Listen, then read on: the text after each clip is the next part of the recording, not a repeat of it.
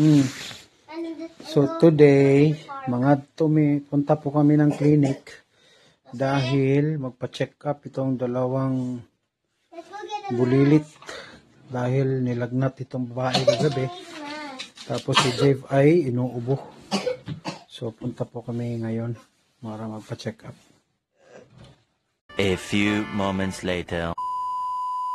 Andito kami ngayon sa clinic.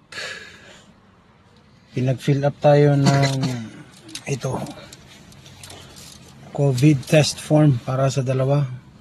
At hindi kami pwedeng maghintay doon sa loob kasi suspect nga sila sa COVID. So dito kami sa labas maghihintay. Tingnan natin anong resulta nito.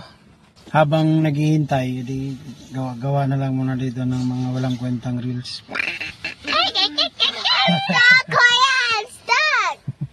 A few moments later. What happened a while ago at the back of the car? It was broken. Hmm? Oh wait, we have a test? Test? What Yeah, did you we had do? a test. What did you do? A Q-tip went into our nose and then it was so ticklish, it almost felt, and then it felt like it almost went to our brain and we're like, what are we dummies?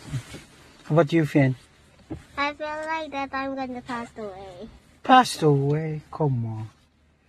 Passed away, good. Yeah, katatapos lang po mag-COVID test dyan sa likod. Balik kami dito sa car para maghintay ulit. Nag-iisip ng mga kalokohan. A few moments later. So, binigay na nila yung result. Negative naman. Pasok na daw tayo dun, kids, sa loob. We can stay inside. Tara! Let's go!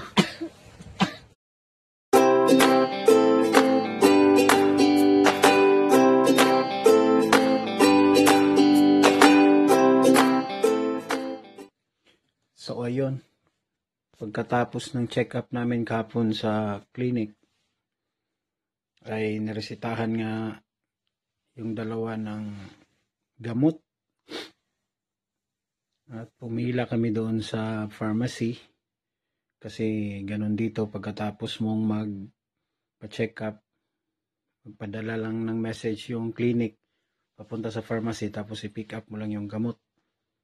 Ngayon po ay ito yung dalawa.